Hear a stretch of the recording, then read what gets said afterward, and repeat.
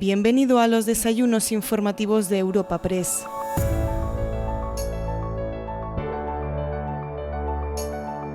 En esta jornada de los desayunos informativos de Europa Press tenemos el placer de ofrecerte un encuentro con la ministra de Vivienda y Agenda Urbana, Isabel Rodríguez.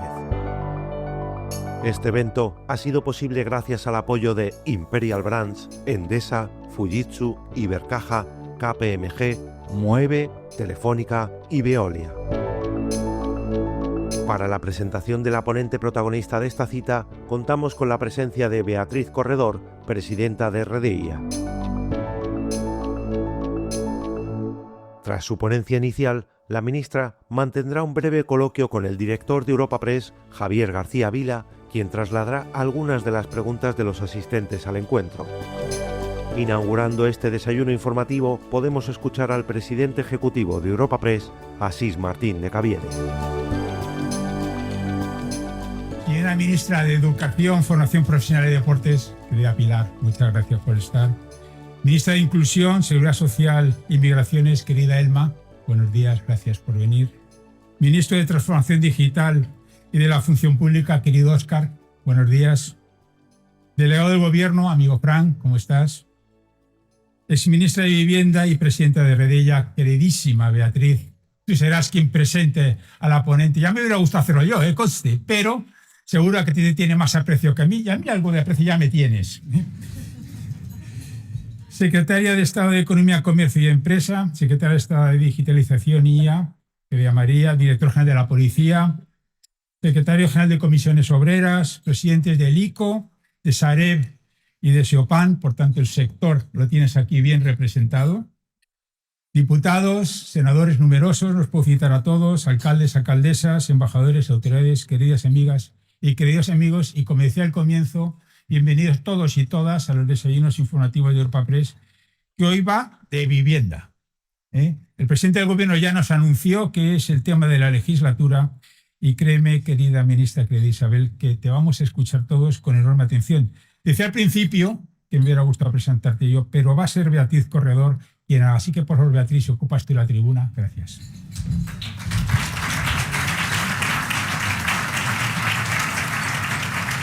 Muy buenos días a todos. Vaya papelón que me ha tocado. Sé que, bueno, estaréis deseando que hable de las medidas de vivienda, pero lo voy a dejar para el final, porque entiendo que es lo que tiene más morbo de la presentación. Voy a saludar a los señores y señoras ministras y ministro y secretarios de Estado, y permitidme que salude también diputados, diputadas y a todos los que ha citado Asís, y un saludo especial para mi decana, la decana del Colegio de Registradores, María Emilia, donde quiera que esté, delegado del Gobierno y demás autoridades. Y sobre todo amigos de un sector que me es muy familiar. Es realmente estar entre amigos y volver a un punto muy querido que además es mi formación. Gracias a Asís y gracias a Candelas y a Javier por moderar el debate y el diálogo, que creo que debate, diálogo y moderación son palabras que vienen muy bien en los tiempos que corren.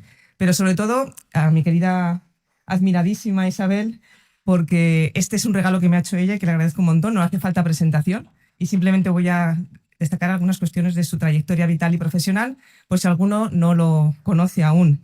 Hay bastantes cosas que tenemos en común. A mí, cuando yo estaba en el gobierno de Zapatero, me llamaban la ministra manchega de Zapatero, tanto los presidentes Bono, Barreda y después Paje, que en su momento era alcalde de Toledo, pero ella es la auténtica ministra de Castilla-La Mancha, en mi caso de Quintana de la Orden, en su caso de Avenojar en Ciudad Real, que es el pueblo donde creció. Isabel, también tenemos otra cosa en común, y es que sus abuelos le llamaban al telediario El Parte, que es lo mismo que llamaban mis abuelos.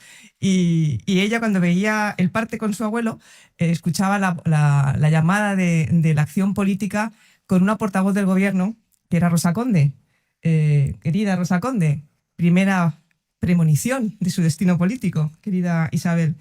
Compartimos también la inquietud muy precoz por la política y por el servicio público, que al final es la pulsión por devolver a la sociedad parte de lo que hemos recibido de ella. Y en el caso de Isabel es la riqueza que nos dio la universidad pública, la enseñanza pública de calidad. A ella, en su colegio, su instituto y después la Universidad de Castilla-La Mancha. A mí, en mi caso, fue la Universidad Autónoma de Madrid. Sin la universidad pública, creo que ninguna de las dos estaríamos donde estamos, sin ninguna duda. Y también esa precocidad en la llamada de la política lo demuestra su paso por Juventudes Socialistas, que llegaron por su pueblo así a hacer un cineforum y allí los agarró, ya no los soltó. La política la enganchó porque lo lleva en el ADN, tampoco hace falta convencerlo mucho. Yo creo que Isabel es esas personas que cuando están a punto de entrar en la zona del confort dan la vuelta y salen corriendo, que nos pasa a bastantes. Y desde muy joven decidió dedicar su tiempo y su esfuerzo a causas en las que creía, a causas que consideraba justas en su momento y hace ya mucho: el no a la guerra, el no a la LOU o el apoyo a una política pública de vivienda para la emancipación de los jóvenes, segunda premonición en su trayectoria profesional, que ha definido después también su carrera política. Como determinante fue en 2004 cuando se incorporó a la lista del Partido Socialista al Senado y fue la senadora más joven de España. Lo que pasa es que la juventud se pasa con el tiempo, pero fue la más joven de España. Y a partir de ahí, una trayectoria quizá más conocida de Isabel es la riqueza que nos dio la universidad pública, la enseñanza pública de calidad. A ella, su colegio, su instituto y después la Universidad de Castilla-La Mancha. A mí, en mi caso, fue la Universidad Autónoma de Madrid. Sin la universidad pública, creo que ninguna de las dos estaríamos donde estamos, sin ninguna duda. Y también esa precocidad en la llamada de la política lo demuestra su paso por Juventudes Socialistas, que llegaron por su pueblo así a hacer un cineforum y allí los agarró, ya no los soltó.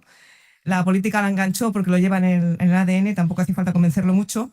Yo creo que Isabel es esas personas que cuando están a punto de entrar en la zona del confort dan la vuelta y salen corriendo, que nos pasa a bastantes. Y desde muy joven decidió dedicar su tiempo y su esfuerzo a causas en las que creía, a causas que consideraba justas en su momento y hace ya mucho: el no a la guerra, el no a la LOU o el apoyo a una política pública de vivienda para la emancipación de los jóvenes, segunda premonición en su trayectoria profesional, que ha definido después también su carrera política. Como determinante fue en 2004 cuando se incorporó a la lista del Partido Socialista al Senado y fue la senadora más joven de España. Lo que pasa es que la juventud se pasa con el tiempo, pero fue la más joven de España. Y a partir de ahí, una trayectoria quizá más conocida al servicio, porque eso es lo que es la política, servicio de la Administración Pública. La Dirección General de la Juventud en 2007, la Junta de Castilla-La Mancha, con competencias en vivienda, tercera premonición. Portavoz en el Gobierno de Castilla-La Mancha, cuarta premonición. Diputada revelación en el Congreso en 2014. Presidenta de la Comisión de Justicia, que por cierto yo también fui después en 2019. La verdad es que es un poquito impresionante, Isabel. Y finalmente alcaldesa de Puerto Llano en 2019, que es, en mi opinión, y aquí está Reyes Maroto, la política municipal lo que más enseña a los políticos, porque nos pone frente a frente de las personas y se comparte en primera persona sus inquietudes, sus necesidades, sus problemas, sus frustraciones, y por tanto me parece la política que más permite ver cómo la acción mejora la vida de las personas a las que te dedicas. Y luego ya, evidentemente, el salto a la política nacional en 2021, ministra de Política Territorial y portavoz del Gobierno, y desde noviembre de 2023, ministra de Vivienda y Agenda Urbana, que evidentemente era una cartera a la que estaba predestinada y avalada por su coherencia personal y política, como todos reivindicamos aquí, para cumplir el artículo 47 de la Constitución con sus 5 palabras mágicas, que es derecho, disfrutar, vivienda digna y adecuada, que son las 5 palabras, no solamente una. Sé lo que supone gestionar la cartera responsable de aportar soluciones a uno de los mayores problemas que tienen los ciudadanos, y para los jóvenes el mayor, después de tener un empleo con un salario digno. Pero honestamente creo que tienes 3 fortalezas fundamentales para afrontar, diseñar y ejecutar con éxito la política estatal de vivienda. Profesionalmente, tu formación como jurista, que también compartimos. Políticamente, tu experiencia como alcaldesa y como ministra de Política Territorial, lo cual evidentemente te ha dado un conocimiento profundo del funcionamiento de las administraciones públicas a todos los niveles. Y personalmente, tu inequívoca y tu generosa entrega al servicio público y la capacidad de sacrificio que eso conlleva. Eres una persona generosa, dialogante, accesible y responsable. Y feminista, como también yo. Y sí, para que el morbo este que ha anunciado se cumpla, sobre la política de vivienda, creo que ella y yo somos ejemplo de que ha sido con los gobiernos liderados por el Partido Socialista con los que se ha elevado la política de vivienda al rango ministerial, es decir, al rango de máxima prioridad en las políticas del gobierno. Y esto es lo que ha compartido también finalmente la Comisión Europea. Algo tendrá que ver la influencia de los responsables españoles. Ha creado en esta nueva comisión la cartera de de vivienda, junto con la de energía, está en las manos de otro socialdemócrata, de Dan Jorgensen, que además va a ser una cartera coordinada por la vicepresidenta ejecutiva primera de Transición Limpia, Justa y Competitiva, Teresa Rivera. Y para que veamos hasta qué punto es importante este problema en los 27 países Estados miembros, Dan Jorgensen, el comisario de Vivienda, tiene que presentar el primer Plan Europeo de Vivienda Asequible, una estrategia europea para construir viviendas y apoyar el aumento de la oferta, una plataforma para inversión privada y pública para conseguir la vivienda asequible y sostenible en la cantidad necesaria para los ciudadanos europeos, contribuir a que los Estados puedan presentar una propuesta de financiación para apoyar la vivienda y abordar los problemas sistémicos del alquiler de alojamientos de corta duración. O sea, que evidentemente no es una cuestión solo de España, pero aquí estamos de España y por tanto es de España lo que tenemos que hablar hoy. Y ya voy a terminar, no voy a valorar ni por supuesto a definir ni pronunciarme sobre la política de vivienda del gobierno, para esto está aquí la ministra, pero sí que quiero decir que me parece que las medidas que con un acierto está implementando el gobierno a través del ministerio que dirige Isabel Rodríguez tiene mucha sintonía con el propósito que animaba el ministerio que hace ya tiempo asumí, que es enfocar la política de vivienda como una política más social que económica, y es, en las palabras de Isabel, constituirlo como el quinto pilar del estado de bienestar. Y voy a terminar, puesto que las dos somos manchegas, con una referencia a Don Quijote. Y es que es cierto que Don Quijote tenía los sueños y la utopía como leitmotiv, pero yo pienso que solo los que creen en la utopía mueven el mundo. Y la utopía no es lo mismo que ser naif. Gracias.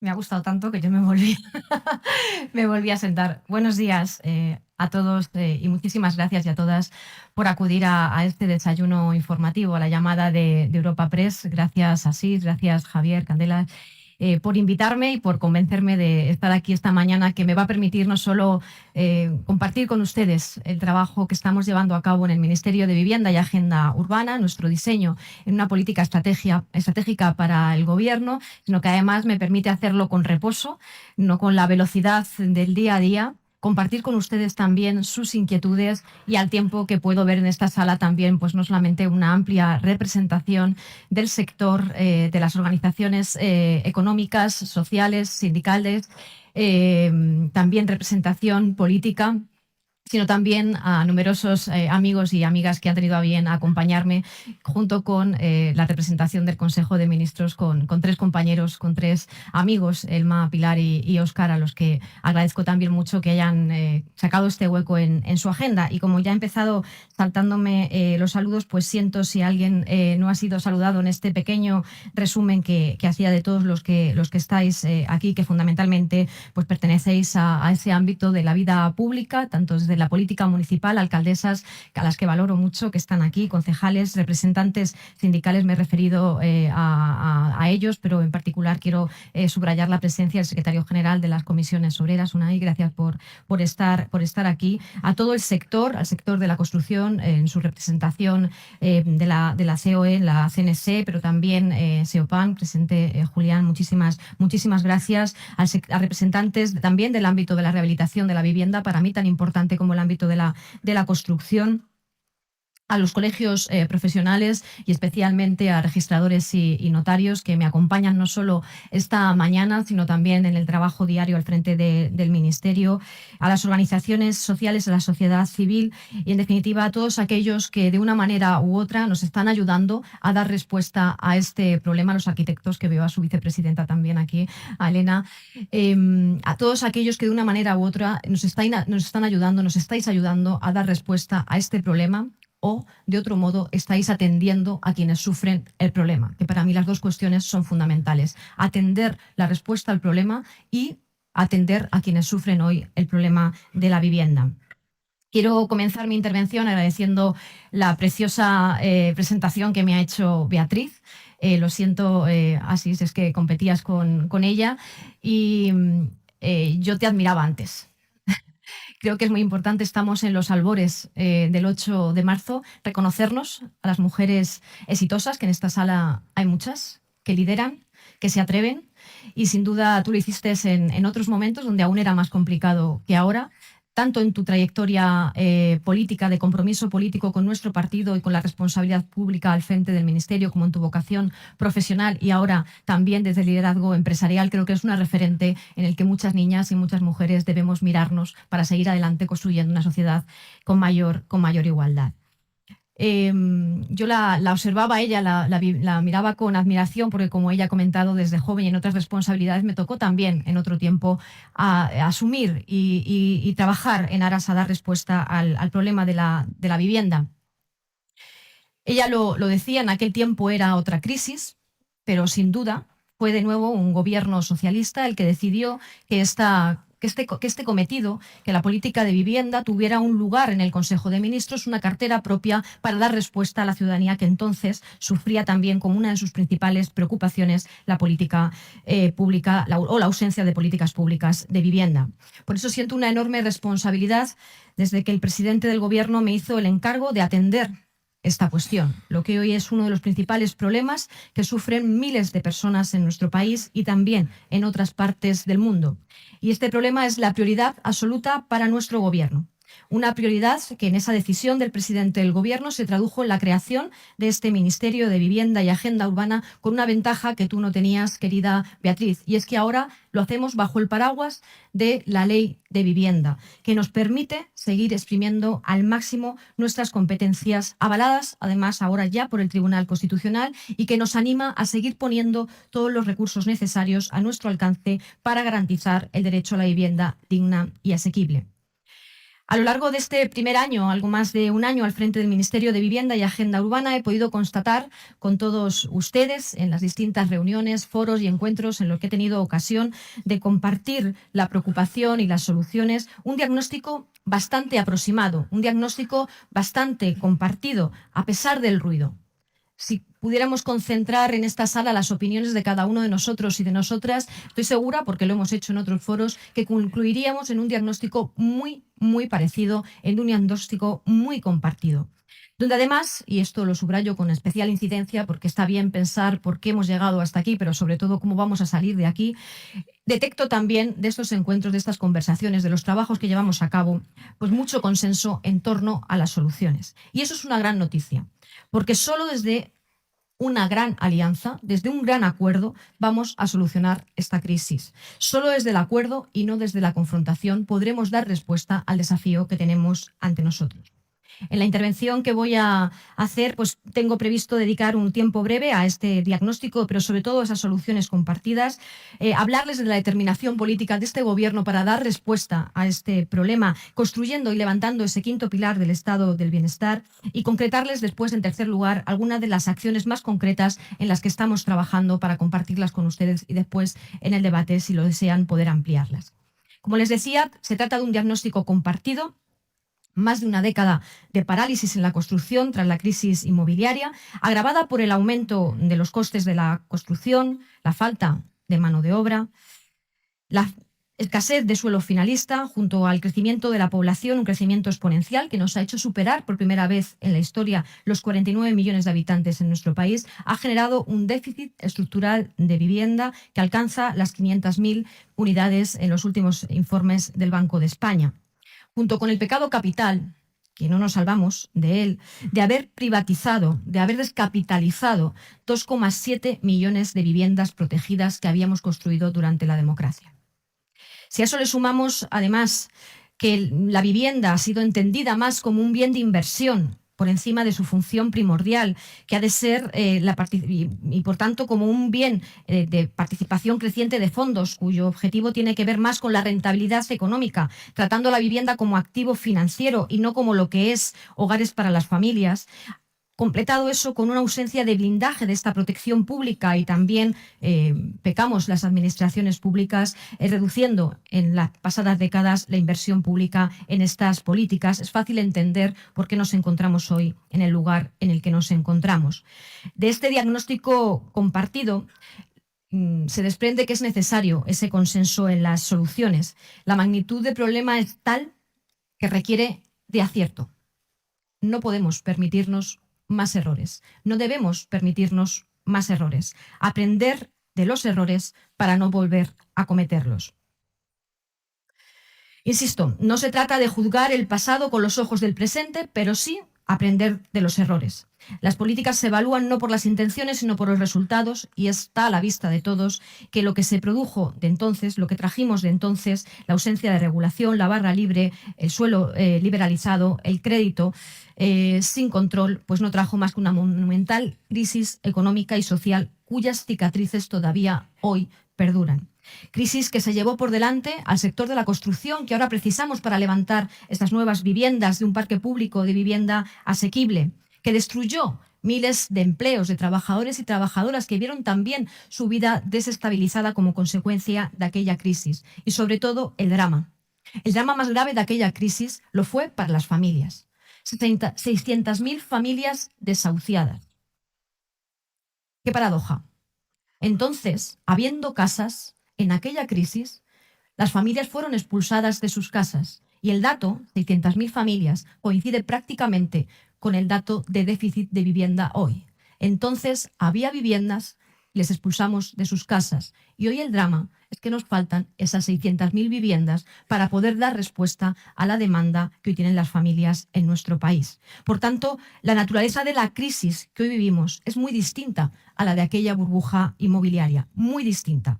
Nos enfrentamos a un desafío decisivo: evitar convertirnos en una sociedad dividida en dos clases, la de los multipropietarios ricos y la de los inquilinos pobres. En la última década, hablaba Beatriz de algunos datos del entorno europeo y de las propuestas que también están sobre la mesa y en la que hemos tenido mucho, y los socialdemócratas hemos intervenido mucho para que sea así, como la creación de ese nuevo comisario encargado de la política de vivienda. El promedio o el precio medio de la vivienda en Europa y en España, coincide el dato, ha crecido del entorno de del 48%, casi el doble que el crecimiento de la renta de los hogares. Más de la mitad de las personas que tienen una hipoteca o que pagan su alquiler sufren estrés financiero o sobrecarga en el pago de ese alquiler. Y el número de aquellos que se ven obligados a compartir casa, obligados, atrapados en el alquiler o en la habitación, es cada vez mayor, tanto en Europa como en España. La dificultad para acceder a una vivienda, a la mayoría de las familias, a las mayorías sociales, es cada vez más profunda. Y eso, a pesar de que somos la economía que más crece del mundo, de tener un récord en creación de empleo de calidad, de haber hecho un esfuerzo en la subida de esos salarios, a pesar de haber reducido la brecha de desigualdad de renta, todavía hoy y como consecuencia de la dificultad de acceso a la vivienda existe una gran desigualdad en la riqueza. En todo Occidente y también en España, la vivienda está siendo la causa de la principal división de clases, una nueva división de clases contra la que tenemos que actuar o frente a la que tenemos que actuar para acabar, para frenar esta tendencia. Y por eso es nuestra prioridad. Quiero decir con esto que el problema de la vivienda existió, que el problema de la vivienda existe, que no empezó con este gobierno ni con la ley de vivienda. El problema no empezó con este gobierno, pero sí con este gobierno el propósito de solucionarlo hoy y para siempre. Y lo vamos a hacer con la valentía y la determinación que se requiere para afrontar grandes desafíos. Y lo vamos a hacer como hemos hecho con otros grandes desafíos de país. Lo vamos a hacer construyendo el quinto pilar del estado del bienestar, que la vivienda forma parte del estado del bienestar y que hay que levantarlo con fortaleza desde las administraciones públicas. Decía que esta crisis, afrontarla, requiere de valentía y determinación y sin duda este gobierno está apostando por ello, desarrollando una política de vivienda ambiciosa, valiente e integral, para corregir esos errores del pasado a los que me he referido, para converger con las mejores prácticas europeas, aprender de los que lo hicieron bien y también para situar a la vivienda o situando la vivienda en el centro de la acción de nuestro gobierno. Este es el reto, construir, levantar el quinto pilar del estado de bienestar, la vivienda. Y podrían parecer palabras huecas o deseos utópicos, pero creo que no les pido un acto de fe, porque realmente puedo decir con orgullo, hay una representación también importante de mi partido en esta sala, puedo decir con orgullo que pertenezco al Partido Socialista Obrero Español y que fue gracias a mi partido, al PSOE, como se levantaron los otros 4 grandes pilares del estado del bienestar que hoy disfrutamos: la educación, la sanidad, las pensiones y la dependencia. Y será de nuevo un gobierno con un socialista al frente el que terminará de consolidar este quinto pilar del estado del bienestar. Por tanto, no hablamos de utopía, es posible hacerlo y tenemos nuevos instrumentos para ello. Decía que Beatriz no tuvo en su gestión un instrumento que yo tengo y que ha sido posible gracias al trabajo de los años anteriores, que es la Ley de Vivienda. Una ley de vivienda de la que mucho se habla y que me apetece profundizar sobre ella apenas un instante para compartir con todos ustedes, que creo que llegamos tarde a ella. 45 años, ni más ni menos. Mandato constitucional. Yo creo que la Constitución debe ser nuestra base, nuestra guía, y no solo cuando nos gusta un artículo más que otro, sino en su plenitud, y por tanto el artículo 47 estaba ahí para mandatándonos a las administraciones públicas a darle cumplimiento, y fue hace apenas año y medio que esa ley dio la luz, y gracias a esa ley tenemos todo el marco preparado para actuar de esa manera integral a la que antes me refería desde el Ministerio. Esta ley aporta un marco innovador al futuro de las políticas públicas en España, porque nos permite ampliar el parque de vivienda público, porque nos ayuda a regular los precios en las zonas especialmente tensionadas, porque protege a los inquilinos e incentiva a los propietarios, porque es una ley que está empezando a desplegarse y, por tanto, es eficaz. Y también sí, es una ley constitucional. Y algunos que tenían dudas y fueron al Tribunal Constitucional, pues hoy pueden estar tranquilos, porque ya en 2 ocasiones el Tribunal Constitucional ha ratificado la plena constitucionalidad de la norma, ha avalado esta ley y sobre todo subrayando algo que a mí me interesa mucho y que quiero compartir con ustedes, porque la última sentencia del Tribunal Constitucional fue de hace apenas 10 días. Dice el Alto Tribunal que avala la intervención del Gobierno de España en el mercado de la vivienda y ratifica que la regulación no vulnera ningún contenido esencial de derecho a la propiedad, porque son medidas proporcionadas que blindan la función social de la propiedad. Función social de la propiedad que también mandata la Constitución. Esta ley es una apuesta fuerte por el aumento de la oferta de vivienda. Entre los consensos en las soluciones está que hemos de ampliar esa oferta para atender la demanda. Solo desde la COVID en España se han creado 900.000 nuevos hogares. 900.000 nuevos hogares, y el sector, Pedro, no ha tenido la capacidad, porque no estamos preparados en este momento para ir a la velocidad de la demanda. Por eso es importante actuar sobre la oferta al tiempo que vamos a ir poniendo en marcha y que estamos poniendo en marcha otros instrumentos. Pero sin duda la ley de vivienda tiene una clara apuesta por la oferta desde la colaboración público-privada, para que todas las administraciones públicas podamos desplegar todos los mecanismos para alcanzar ese objetivo y consolidar un parque de vivienda público del que hoy carecemos. Una herramienta que además a corto plazo, para dar la respuesta en tanto en cuanto conseguimos acompañar la demanda a la oferta, nos permite ir abordando sin duda donde se encuentran las mayores dificultades hoy, en el alquiler. En aquellos años, cuando Beatriz era ministra, orientábamos a la ciudadanía hacia el régimen de alquiler. Nos parecía que ahondaba en su libertad, en su movilidad, y que era el lugar hacia donde debía dirigirse nuestro país, también para converger en datos con el contexto europeo. Y hoy, lamentablemente, no tenemos que orientarles, porque mucha población se encuentra atrapada en el alquiler. No hay otra opción, si es que lo consiguen, de tener una vivienda digna que no sea en el alquiler. Y ahí se están produciendo unos precios disparatados. Y no hace falta leer el textual de la ley para saber que es un mercado tensionado. Un mercado tensionado es aquel en el cual, cuando cualquiera de nosotros, nuestros hijos, nuestros hermanos, mis colaboradores que se han incorporado al Ministerio recientemente, se ponen a buscar, Reyes, un piso en la ciudad, en la capital de España en la que nos encontramos. Y para poder encontrarlo, primero hacemos un casting y después destinamos el 50, el 60, el 70, el 80, hasta el 100% si se trata de algunos salarios más bajos para pagar esas rentas de alquiler.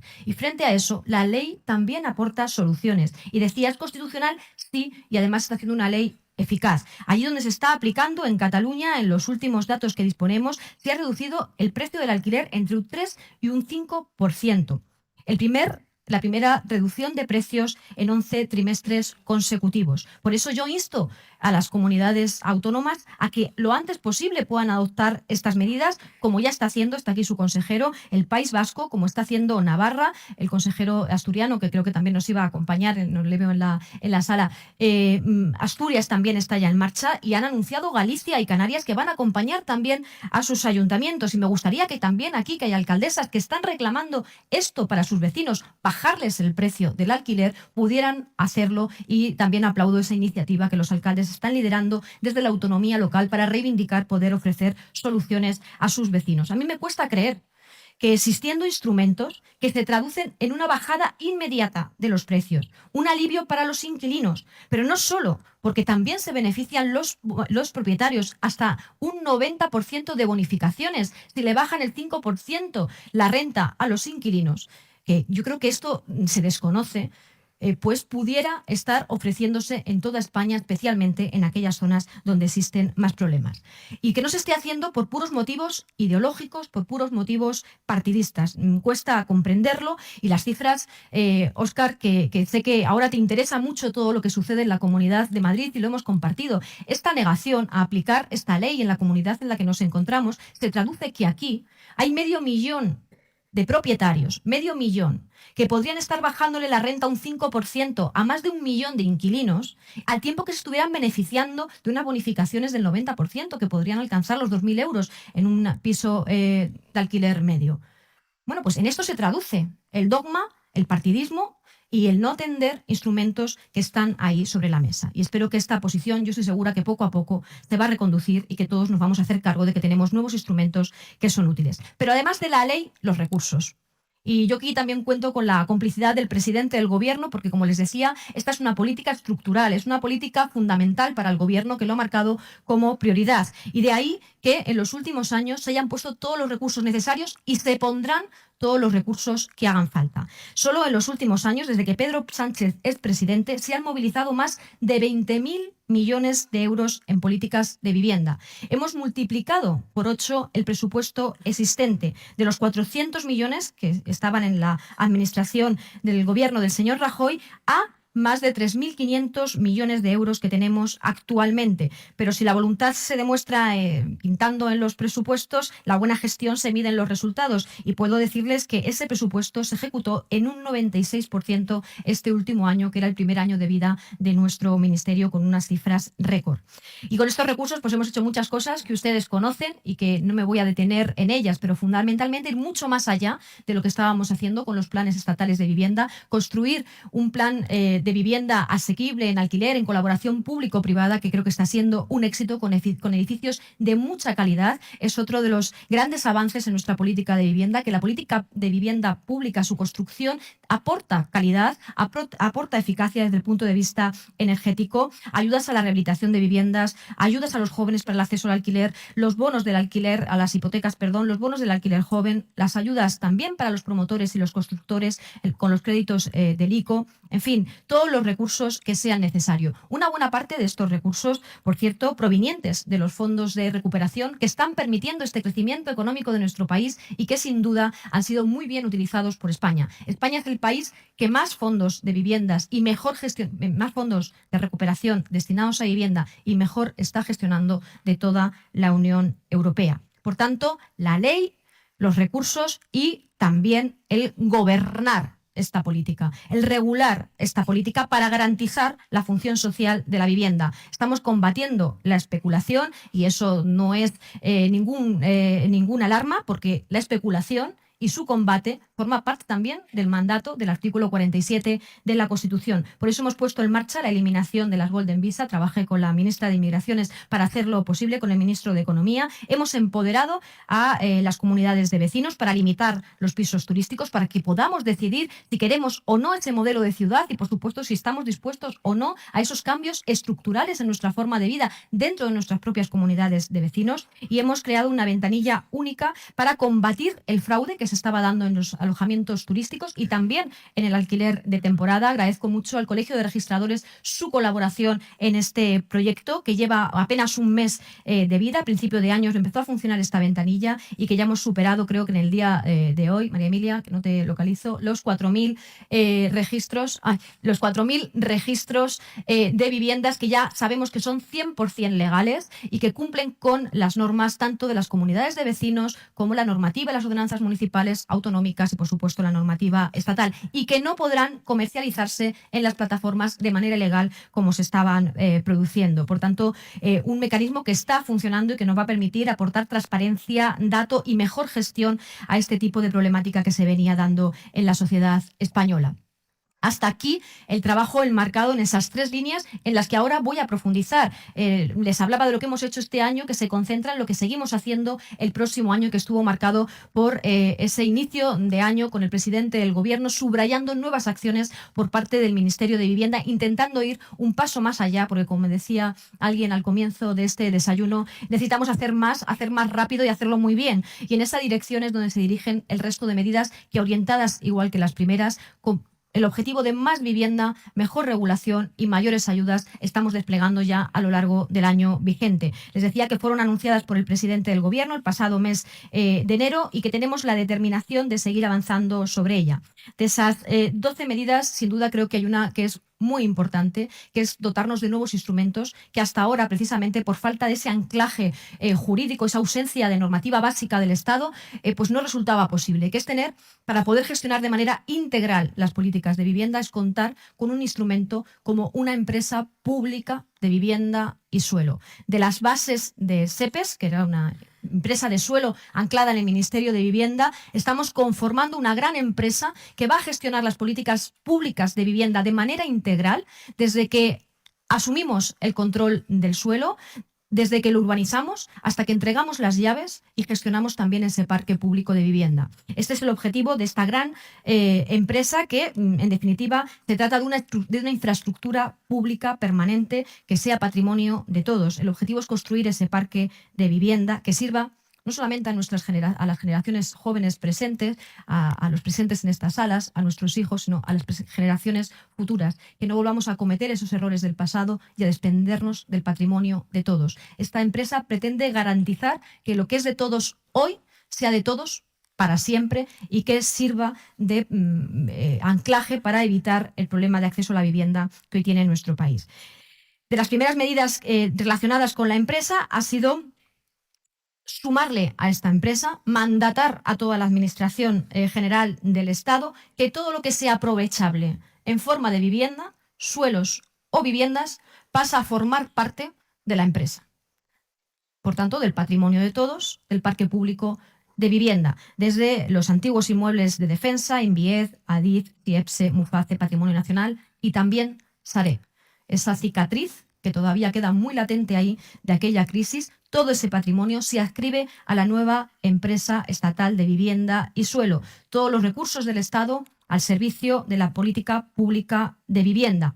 ¿Para qué? Para conseguir un objetivo fundamental, que es blindar ese parque, que lo sea para hoy y para siempre. Y solo bajo el control, solo teniendo el control de mandos, vamos a poder garantizar ese blindaje del parque público de vivienda. Hay comunidades autónomas que sus normativas autonómicas ya lo tienen consolidado. Matiz que nos hizo el Tribunal Constitucional en la Ley de Vivienda efectivamente tiene que ver con esto. Nos dijo, está bien proteger el parque público de vivienda para siempre, pero debe hacerse en el ámbito competencial de las comunidades autónomas. Por eso yo reivindico que todas las comunidades autónomas sigan la estela de aquellas que han blindado el parque público de vivienda, que ya no se puede descalificar, que ya no se puede vender a fondos, que ya es para siempre público, como ha ocurrido en algunas comunidades autónomas, y yo espero que ocurra en todas, porque sí les puedo decir, como he dicho en otras ocasiones, que desde el Gobierno de España no se pondrá ni un euro, ni un suelo, ni una vivienda que no sea para siempre pública. Por tanto, que contemos siempre con esa protección para la ciudadanía, para evitar esa descalificación, cuando no la privatización de las mismas. Lo que nace público debe permanecer siempre público. Y les anuncio que en esa línea de trabajo la empresa está funcionando muy bien. Leire, su directora, que está aquí, la tengo más tensionada que el mercado del alquiler, pues está trabajando de manera con mucha celeridad. Hemos dado pasos muy importantes desde el punto de vista de la gestión, pero de aquello que interesa a la gente, les puedo decir, les puedo anunciar que ya en este trimestre vamos a acometer la licitación de más de 1.600 viviendas que serán públicas con ese carácter de protección permanente en Valencia, en Cataluña, en Galicia, en Baleares, en Canarias, en Andalucía o en Castilla-La Mancha, para dar vida, para generar nuevos barrios, para garantizar hogares dignos. Este proyecto no viene a sustituir la tarea de las empresas municipales, que también están aquí representadas, ni por supuesto de las empresas autonómicas, todo lo contrario. Venimos a aunar esfuerzos, a sumarnos como un nuevo actor para reforzar esas capacidades de promoción, de aceleración de la construcción de la vivienda asequible, y venimos también a garantizar que todo lo que hagamos se quede aquí para siempre. Lo queremos hacer de la mano y en plena colaboración con todas las administraciones públicas. Reitero el agradecimiento a quienes están hoy aquí, tanto a los consejeros como a las directoras generales, representantes municipales, porque hay que ponerse, todos nos tenemos que poner este casco de obra. El reto es de gran dimensión, como les decía al principio, y requiere de unir todas esas fuerzas de todas las administraciones del sector y de la promoción social. Vamos a seguir impulsando la colaboración público-privada, de la que soy una firme defensora, en la que creo firmemente, y lo vamos a hacer además mejorándola, porque hemos dado pasos muy interesantes con el desarrollo de los fondos de recuperación, pero tenemos que mejorarlo y para eso aportamos también a la iniciativa privada, además de la pública, necesidades que hemos de abordar en estos próximos meses y que no pueden esperar más, como es la agilidad administrativa y la seguridad jurídica. Respecto a la agilidad administrativa, es fundamental la concertación con el ámbito municipal, con los ayuntamientos, con las comunidades autónomas en el desarrollo urbanístico, para acortar los tiempos de emisión de licencia. Me lo dicen mucho en la patronal, tardamos más tiempo en recibir la licencia de obra que en hacer la vivienda. Y esto no puede ser. Esto no puede ser. Y esto está en nuestras manos, por tanto vamos a cambiarlo. He reunido esta próxima semana, voy a reunir a la Federación Española de Municipios y Provincias para hacerle un planteamiento en esta dirección. Debe existir un gran acuerdo y avanzar en ese tipo de fórmulas de licencias básicas, de agilización de licencias, para conseguir que podamos obtener esos permisos lo antes posible para construir ese parque de vivienda que hoy necesitamos. Y necesitamos seguridad jurídica, sí, y también un urbanismo del siglo XXI. Necesitamos un urbanismo sostenible conforme a los estándares del siglo XXI. Hemos tenido un recordatorio muy grave estos últimos meses en forma de drama, de pérdida de vidas humanas, como fue la Dana en Valencia, donde la mayoría de esos planeamientos no estaban ajustados a los estándares del siglo XXI, no consideraban las áreas inundables, no se construía conforme a esas circunstancias y, por tanto, esto nos debe hacer reflexionar sobre la necesaria y la urgente reacción para dar respuesta a esta cuestión. Por eso estamos ayudando también a los ayuntamientos afectados para que puedan hacer sus trabajos desde la Dirección General de Arquitectura, acompañándoles en el diseño de su planeamiento, del diseño de sus agendas urbanas. Y además celebro y comparto con ustedes la alegría que es de esta semana, que la próxima semana se vaya a debatir en el Congreso de los Diputados la consideración de la Ley del Suelo. Una ley que impulsamos desde el Ministerio, y aprovecho para reconocer el trabajo de los equipos técnicos, no solamente los que han trabajado esta ley, sino de todo el equipo técnico del Ministerio. Hemos impulsado esa ley, la pusimos a disposición de los grupos. Es una ley que había sido demandada por el sector, es una ley buena desde el punto de vista técnico, era una ley muy necesaria, muy urgente, por eso la tramitamos con mucha celeridad.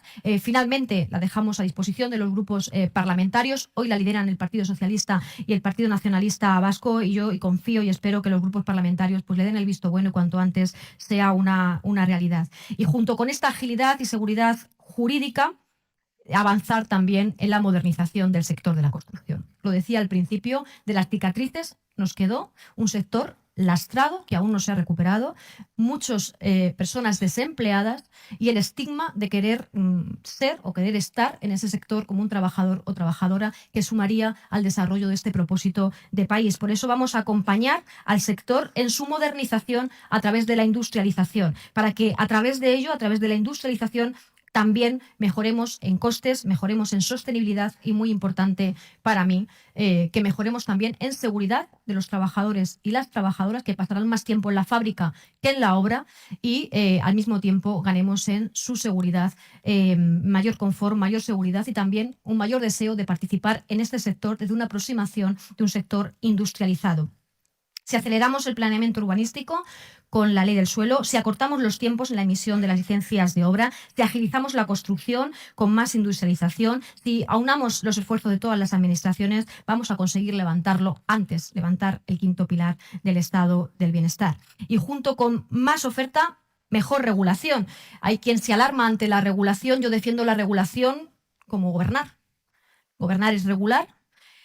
Y sin duda, entre las medidas que hemos puesto en marcha hay una que anunciamos en enero y que ya está en vigor, que queda su desarrollo reglamentario, pero está bastante avanzado, lo tendremos en los próximos meses, que es la creación de un sistema de garantías públicas que proteja tanto a inquilinos como a propietarios, para que el alquiler sea asequible y de larga duración. Es una medida que ya fue aprobada la semana pasada en la convalidación del Real Decreto Ley en el Congreso de los Diputados y que, como les digo, da mayor seguridad jurídica y todas las garantías para avanzar y destensar ese mercado del alquiler al tiempo que se bajan los precios para hacerlos asequibles.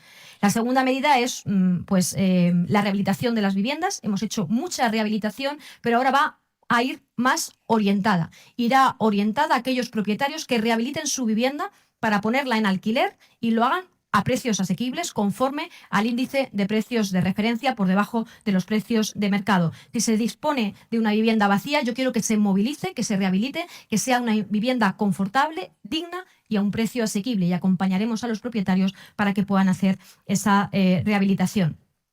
Una exención fiscal del 100%, para acompañar también la movilización de esas viviendas y que se introduzcan más viviendas en el mercado del alquiler de larga duración para los propietarios, al tiempo que se baja el precio, como digo, por debajo del precio de mercado a los inquilinos, sin necesidad de que estos se encuentren en zonas tensionadas que impiden que haya ciudadanos que, queriéndose o pudiéndose beneficiar de esas bonificaciones y de estas rebajas del alquiler, no puedan hacerlo por el empeño de negación partidista.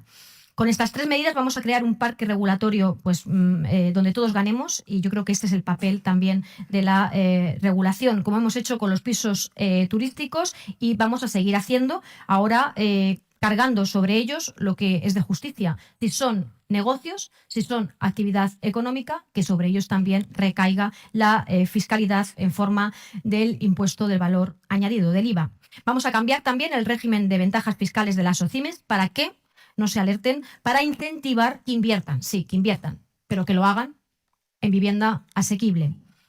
Y finalmente vamos a limitar también la compra por parte de inversores extranjeros extracomunitarios no residentes, incrementando fuertemente su carga fiscal para desincentivar estas compras, por cierto, como nos están pidiendo algunas comunidades autónomas más angustiadas, como es el caso de las islas, tanto las Baleares como las Canarias. Y entre tanto, seguimos construyendo, regulando para facilitar y bajar los precios del alquiler, pues seguimos trabajando, ayudando a quienes más lo precisan, con el nuevo Plan Estatal de Vivienda, que ya se está trabajando en el seno del Ministerio, para acompañar a aquellos que más dificultades tienen. Vamos a aumentar, como se comprometió el presidente del Gobierno, el programa de ayudas que está recogido en el Plan Estatal de Vivienda. Estamos trabajando ya en el próximo, en el que entrará en vigor en el año 26, con una especial atención a la juventud.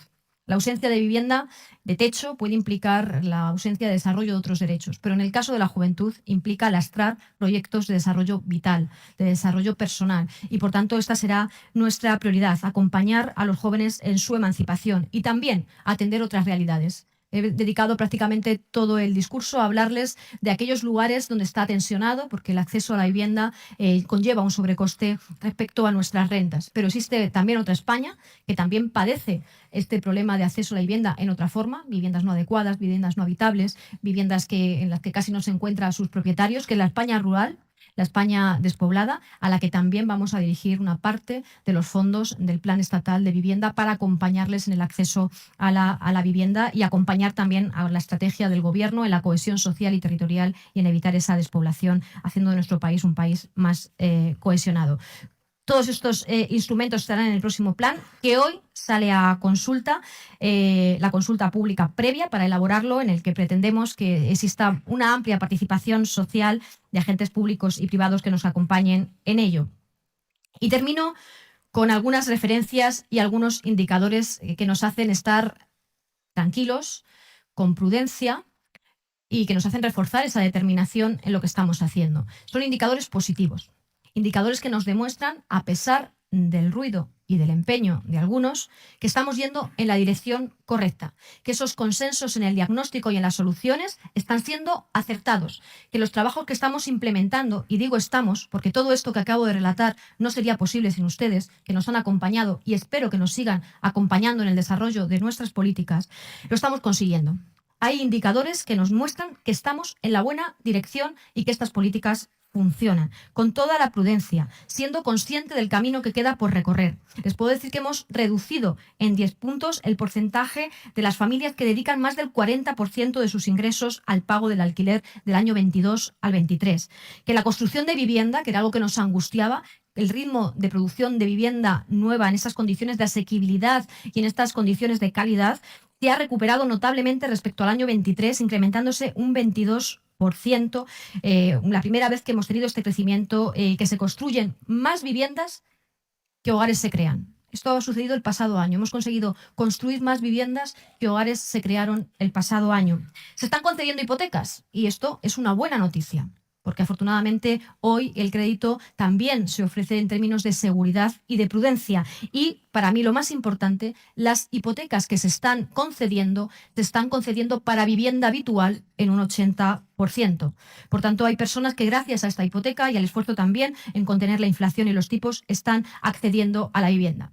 Y incorporo el último dato que para mí es fundamental, porque tenemos un objetivo marcado que era nuestra gran debilidad con respecto al contexto europeo. Llegar lo antes posible, con ustedes, al 9% de parque de vivienda pública que garantice que esos desacoples entre la oferta y la demanda no van a propiciar estas crisis de vivienda. Bueno, pues hemos pasado tomen nota, de un 2,5 al 3,4 de vivienda social. 162.000 viviendas sociales más en los últimos 5 años, un 35%. Una magnífica noticia que muestra que nuestras políticas están acortando esas distancias con el objetivo marcado de llegar a ese estándar europeo del 8-9% de parque de vivienda social. Un dato que sin ustedes no hubiera sido posible, pero sin la determinación política y la intervención pública tampoco. Nos queda mucho camino por recorrer, seguridad en que lo vamos a conseguir, que estamos determinados a hacerlo y que cuento con ustedes.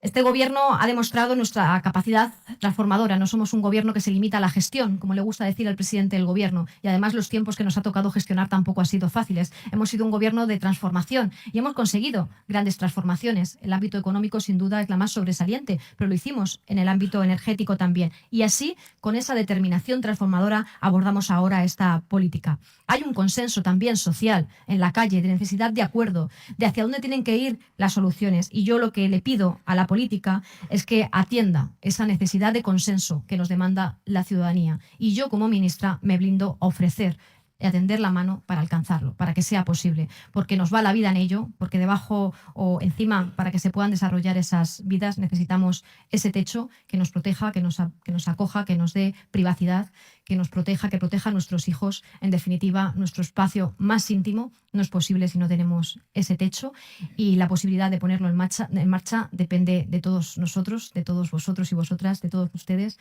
Hagamos lo posible, nosotros el casco puesto y manos a la obra. Gracias.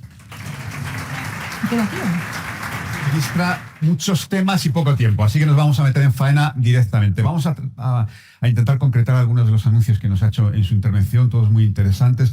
Permítame, dos de las cosas que nos ha contado. La primera, la licitación de 1.600 nuevas viviendas públicas en este trimestre, ¿no? En este primer trimestre. ¿Podemos hacer una previsión de cuánto vivienda pública se va a licitar en todo el año? Podríamos hacerla, pero no ahora mismo. Pero aprovecho su pregunta quizás para hacer un poco de pedagogía. Siento si me he extendido mucho. La diferencia entre lo que vamos a hacer ahora y lo que hubiéramos podido hacer antes sin la empresa y sin la ley. Antes nos hubiéramos tenido que limitar, urbanizar ese suelo y después entregarlo a otras administraciones o al sector privado para que pudiera avanzar en la construcción. Ahora vamos a ser capaces, con esos suelos públicos, porque esas viviendas serán sobre suelos públicos, vamos a ser capaces de promover el suelo, como ya estamos haciendo. Estos suelos ya están en condiciones de licitar esas obras. Ser nosotros quienes licitemos esas obras a través de SEPES. Esta licitación en este trimestre saldrá ya de la empresa pública, que está en transformación en este momento, y seremos nosotros, en licitación y por tanto participación del sector, los que propiciaremos esas viviendas, al tiempo que otras administraciones pueden seguir trabajando sobre sus suelos, con sus viviendas y con sus empresas. Es decir, cuando les decía no venimos a competir, no venimos a ocupar el espacio de nadie, es que creo que es necesario aunar todos los esfuerzos y que si hay otras administraciones que tienen empresas, que tienen suelo y que tienen recursos, pues vayan haciendo lo propio con sus suelos, sus empresas y sus recursos, al tiempo que nosotros aprovechamos los recursos de todos para ir avanzando en ese parque. El proyecto más importante que se va a desarrollar y que va muy avanzado, aunque no en fase de licitación de las obras, seguramente a finales de este año tengamos las obras de urbanización, es el proyecto del nuevo barrio Campamento, que también va a ser un lugar donde se va a visualizar todo este cambio de paradigma, de política integral. Campamento que tiene muchos años de historia, que también lo padeció Beatriz y mi querida Carmen Chacón y Pepe Bono siendo ministro de Defensa.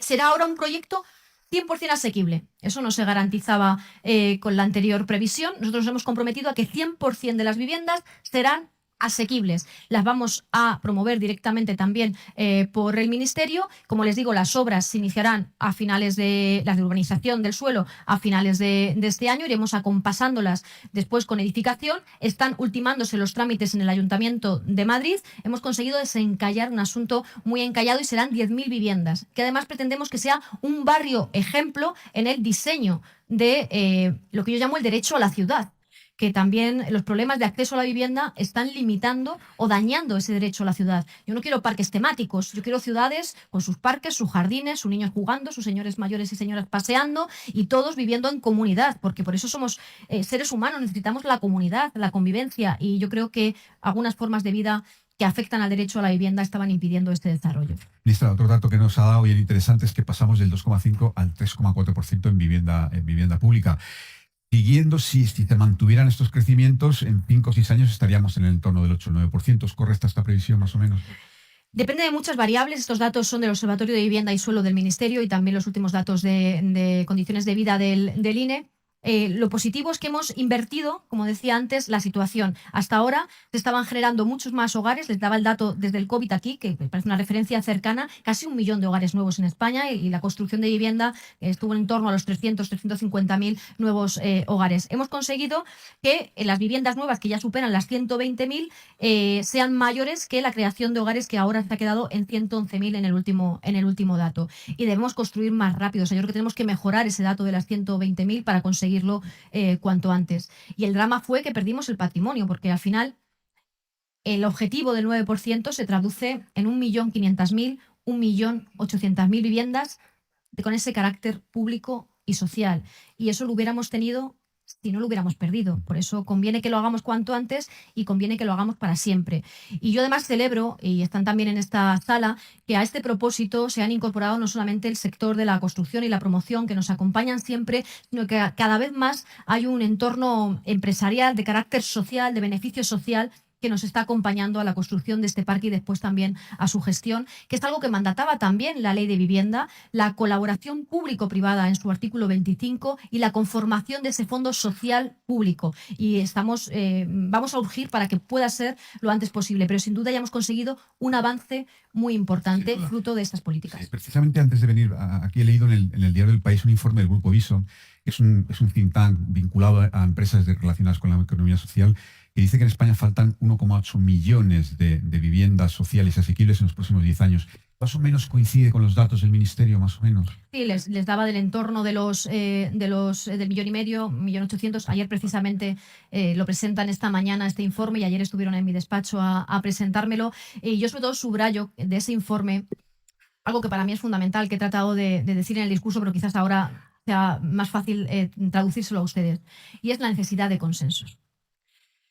Suele ser en todo en la vida, siempre es mejor de buenas que de malas, pero los grandes avances de este país han venido siempre también desde el acuerdo, desde el consenso, con renuncias. Y que es un problema muy grave, un gran desafío social y un drama para muchas personas, tenemos la obligación de afrontarlo desde la colaboración. En ocasiones veo cómo se trata de enfrentar a los constructores con los inquilinos o con los propietarios que no pueden acceder a esa vivienda, a los inquilinos con los propietarios, a la banca con la plataforma de afectados por las hipotecas. Y ese informe y esos colaboradores y esos estudiosos han sido capaces de conformar agentes con visiones distintas, que es también lo que tratamos de hacer nosotros en esa mesa de la vivienda que reúne semestralmente el presidente del Gobierno y que está siendo muy útil para alcanzar estos consensos. Y yo creo que ahí está la respuesta. Pero también le iba a dejar para el final, pero me ha dado este pie y se lo introduzco ahora, una pregunta que plantea Fernando Jáuregui, porque también habría que tender a consensos políticos. Y él pregunta que si no sería si no sería bueno consensos entre los grandes partidos en temas importantes, política exterior, defensa, justicia y, por supuesto, vivienda. Todos entendemos que sería razonable, pero no parece posible, ¿verdad, ministra? Yo lo intento, ¿eh? De hecho, lo practico, aunque no salga en los noticiarios cada día. He celebrado más conferencias sectoriales, que es donde nos reunimos las comunidades autónomas y el Gobierno de España. He celebrado más reuniones con las comunidades autónomas que mis antecesores en 8 años, en un año. Me he reunido más veces que ellos en 8 y en todas hemos alcanzado acuerdos.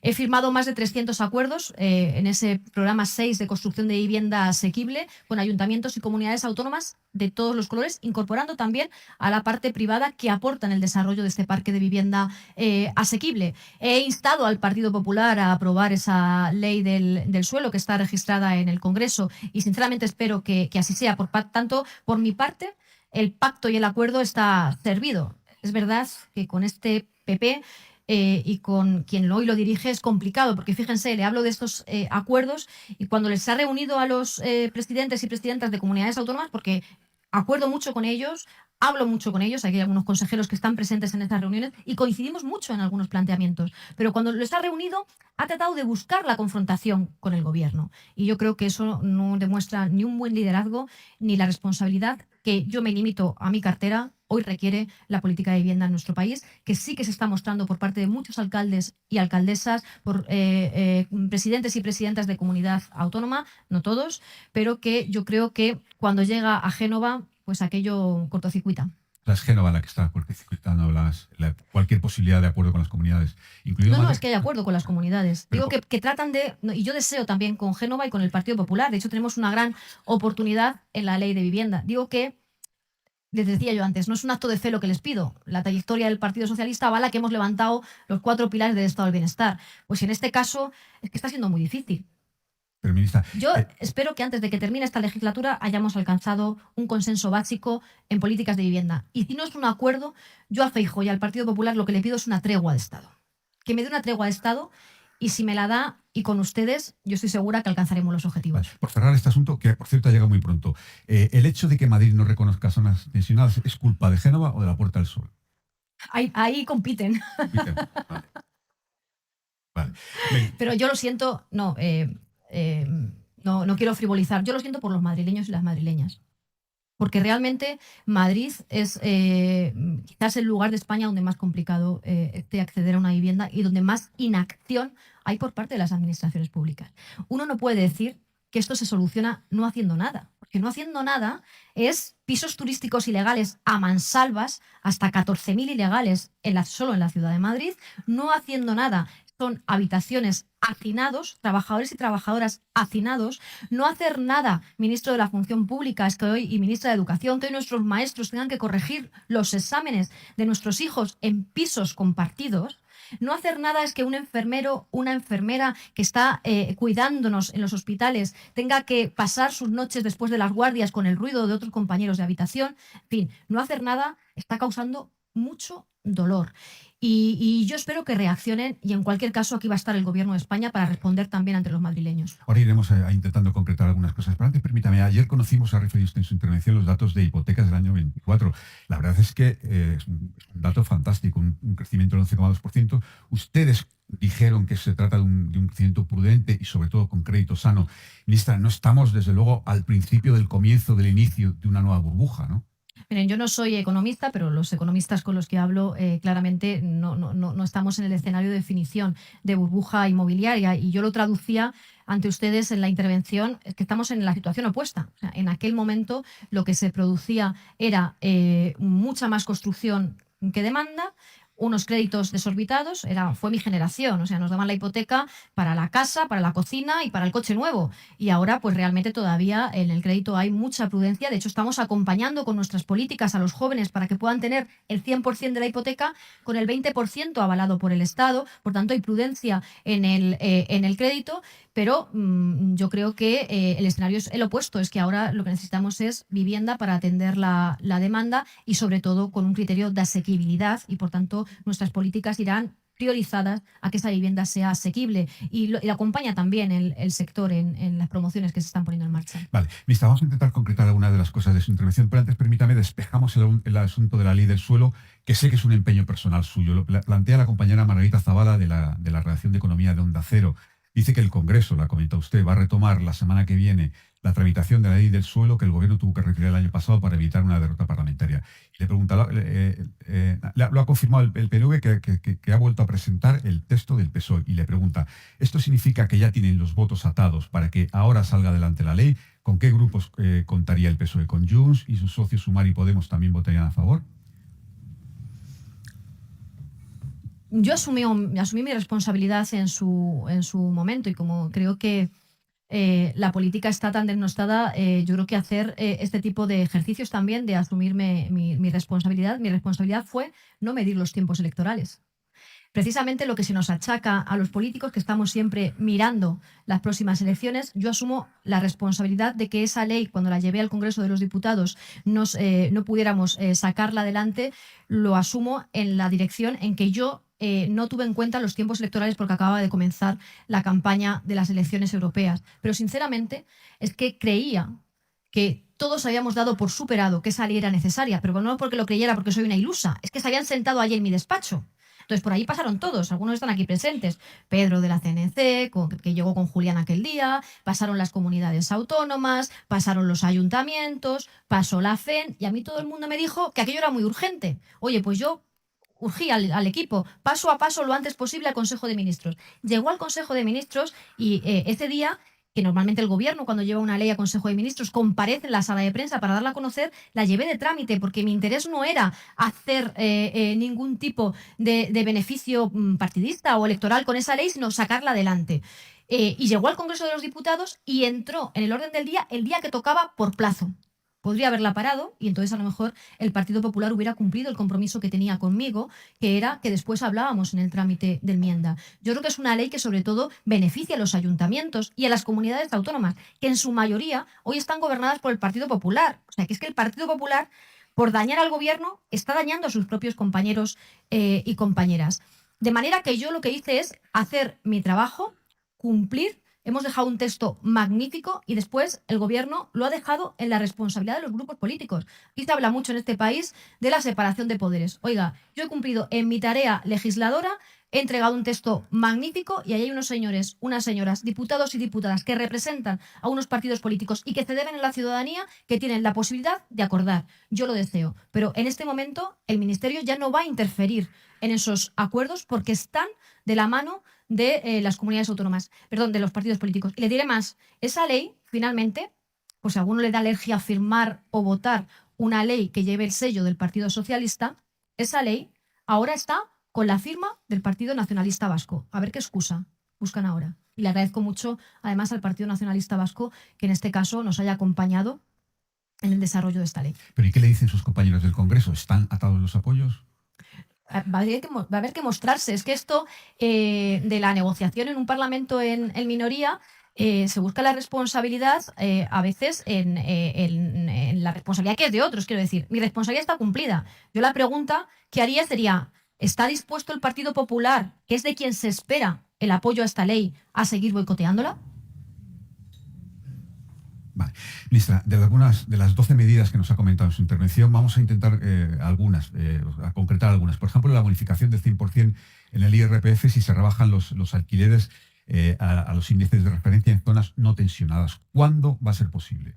Pues mira, está aquí el secretario de Estado y estamos trabajando con Hacienda en la redacción de justo de este tipo de la bonificación del IRPF para conseguir este objetivo, que afecta a la aplicación del índice, que afecta a las rebajas y que no queremos que perjudique a aquellas zonas que ya han declarado zona tensionada. De modo que estamos en estos momentos ultimando la redacción y lo haremos llegar al Parlamento lo antes posible. ¿Puedo hacer algún cálculo de cuál va a ser el coste para el Tesoro Público, para las arcas públicas? No, porque dependerá de la voluntad de los... O sea, no es obligatorio. Ya. Tú puedes o no bajar el precio. Yo les animo a que lo hagan, a todos los propietarios, y si lo bajas, tienes premio y gana el inquilino. Entonces, dependerá de la voluntad. No hemos podido analizar, porque el primer año de vigencia de la declaración de zonas tensionadas se va a cumplir ahora el mes de marzo en Cataluña, y por tanto los primeros datos de bonificaciones los veremos en la declaración de la renta de este próximo año. Vale. Otro asunto es el de dificultar la compra de viviendas para no residentes extracomunitarios. Usted había planteado la posibilidad de crear un IVA o incluso un impuesto de transmisiones patrimoniales al 100%. Al final, ¿cómo se va a hacer? Pues estamos también estudiando esta cuestión, que es algo que se está valorando también por parte del Ministerio de Hacienda. El objetivo, yo creo que es claro, es desincentivar la inversión que no sea para vivir o que no sea en viviendas a precio asequible, que sea como bien de mercado. Y además estamos atendiendo con esta propuesta también a territorios muy particulares como las Islas Canarias, a las que antes me he referido, y también las Islas Baleares. Y eran el mismo paquete de las bonificaciones. Estamos preparando todo un paquete con estas bonificaciones, incentivos y desincentivos fiscales para hacerlo posible. Entre los desincentivos fiscales está el IVA para las viviendas turísticas. También va en este paquete, entiendo, ¿no? Sí, estamos también tramitando. Además, aquí también hay distintas iniciativas de los grupos. Ya se intentó en el Congreso de los Diputados y yo confío que ahora lo hagamos, además de los debates que se han mantenido en el ECOFIN, donde también las instituciones europeas van a dar una respuesta conjunta a este fenómeno de los alojamientos de alquiler. Sobre los alojamientos turísticos hay interés entre los compañeros. Andrés Lebrijo de Radio y Televisión Española o Noé de Onda Madrid. Le planteo la pregunta que formula Noé. Dice que su compañero de gobierno, Pablo Bustinduy, acaba de anunciar que abrirá expedientes sancionadores a grandes gestoras de pisos turísticos que podrían estar incurriendo en prácticas engañosas y en otras potenciales infracciones de la Ley General para Defensa de Consumidores y Usuarios. Y le pregunta, ¿cree que esto ayudará a rebajar la burbuja de precios? ¿Serían necesarias otras medidas? Bueno, yo creo que hace falta menos Airbnb y más vivienda. Y eso lo creo yo y creo que lo cree toda la sala, tal y como demuestran los estudios demoscópicos que se analizan, ¿no? Hay un gran consenso social en torno a la necesidad de prohibir, limitar, regular los alojamientos turísticos. Yo hace un año, en el mes de mayo del año pasado, reuní a las comunidades autónomas y les insté a que vinieran además acompañados de los responsables de turismo, porque entendía que esto, que era una actividad económica que no era exactamente de mi competencia, pero sí de mi incumbencia, estaba afectando al acceso a la vivienda y al modelo de ciudad, que no se corresponde con el modelo de ciudad de la agenda urbana española.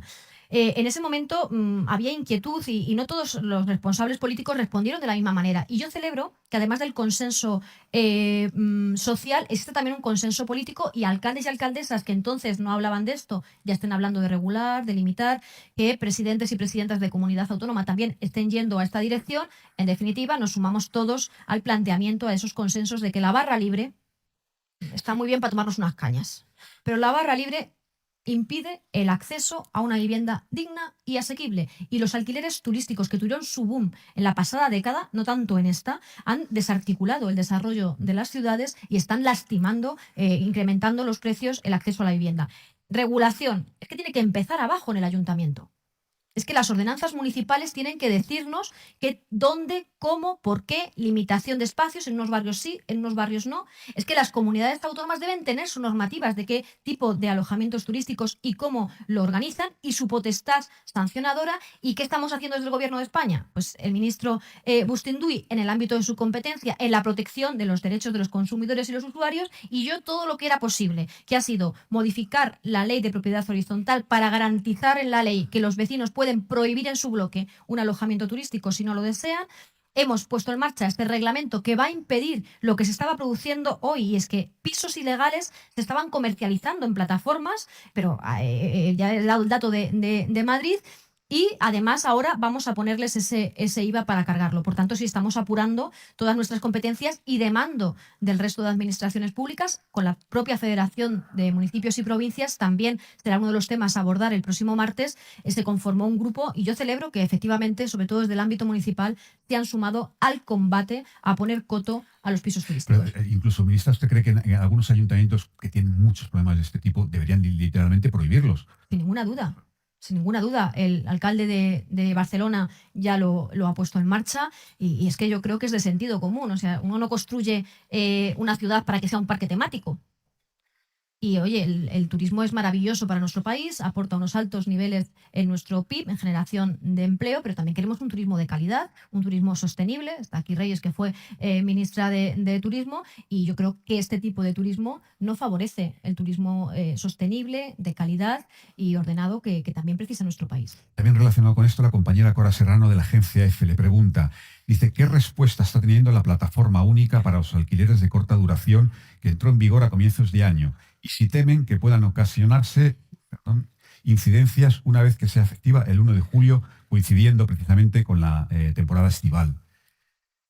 Precisamente nos dimos, reitero el agradecimiento a María Emilia que está aquí, yo creo que el tener y el contar con el apoyo del Colegio de Registradores nos da una garantía en la gestión. Esa fue una de las cuestiones que abordamos desde el comienzo en nuestras conversaciones. El contar con una plataforma que ellos ya tenían para hibridarla en nuestro sistema nos da una garantía de buena gestión.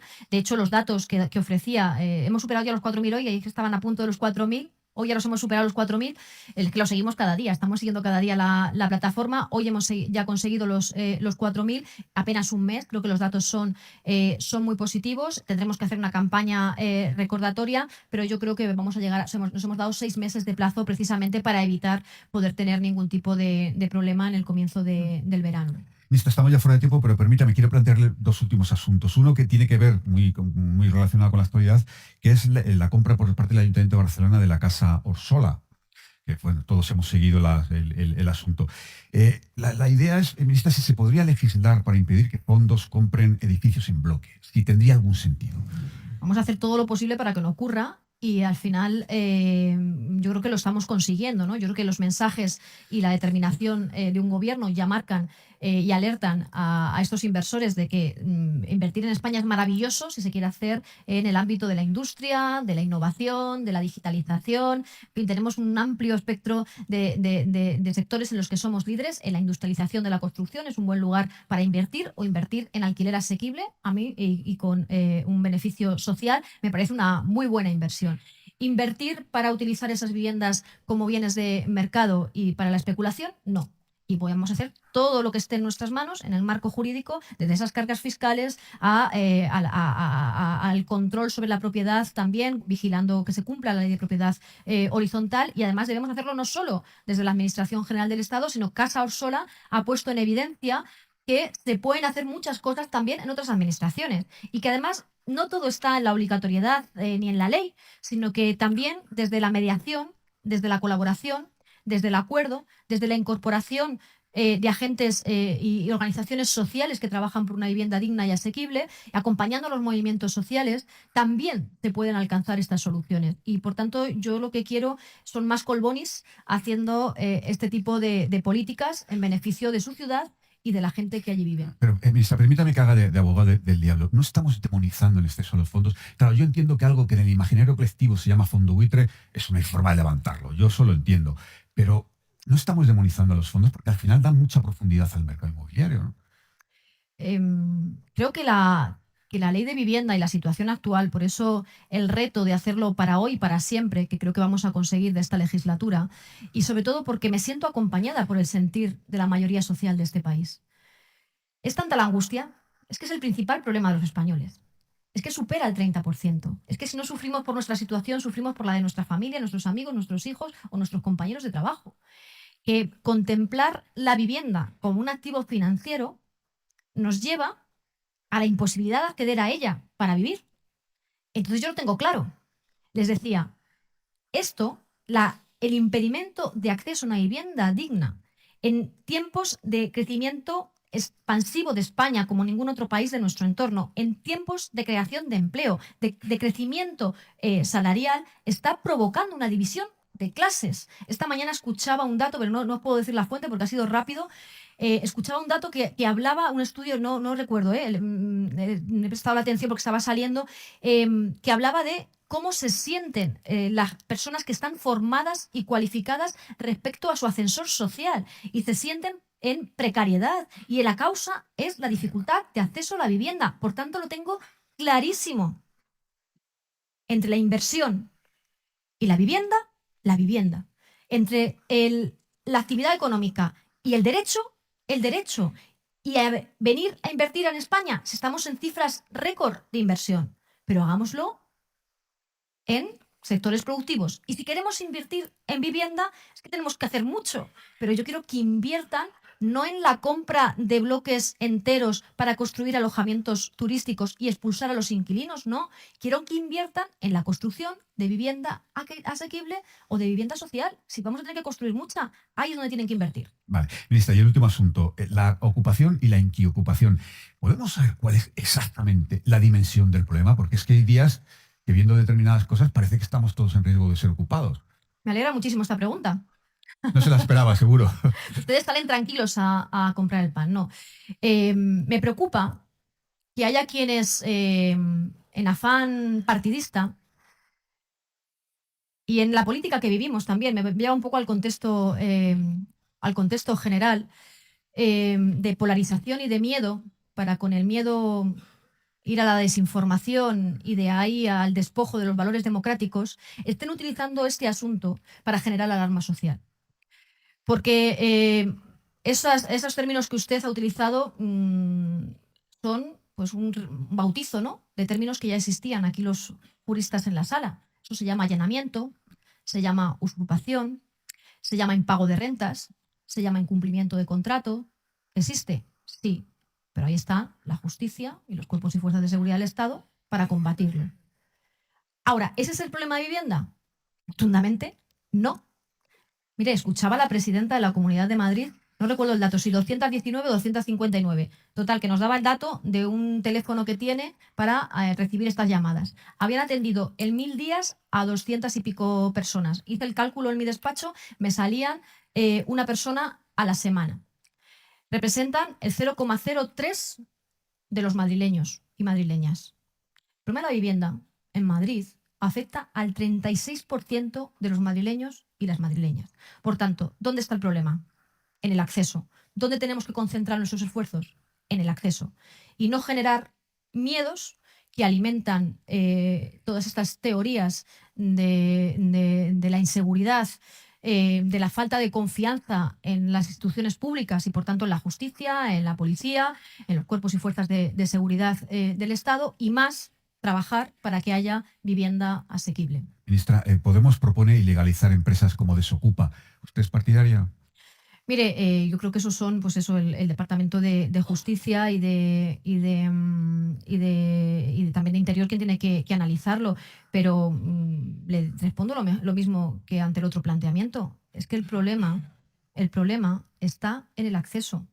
Y si estamos hablando de esto, no estamos trabajando y ocupándonos de lo importante. Y lo importante es garantizar el acceso a la vivienda, a una vivienda digna, a una vivienda asequible, que necesita del concurso de todos, de muchos recursos. Claro, mientras estamos así hablando, no hablamos de presupuesto, de cuánto pongo yo, de cuánto pones tú y de dónde construimos. Y si lo que construimos es para siempre, de esto es de lo que yo quiero que se hable, de construir un parque público de vivienda en estándares europeos que pues dé por finalizada esta crisis y que no sea recurrente y dentro de unos años tenga que venir yo aquí a presentar a otra ministra de Vivienda que se encuentre con la angustia que viven tantos españoles y españolas y la necesidad de solucionarlo. Esperemos que no, ministra. Nos hemos pasado un poquito de tiempo, pero ha merecido la pena. Un placer y un honor. Muchas gracias. Gracias por su atención.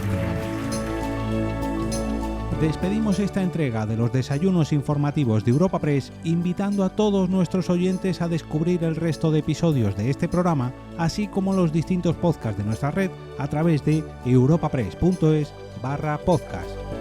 Recuerda que puedes encontrar todos ellos en las principales plataformas de podcasting.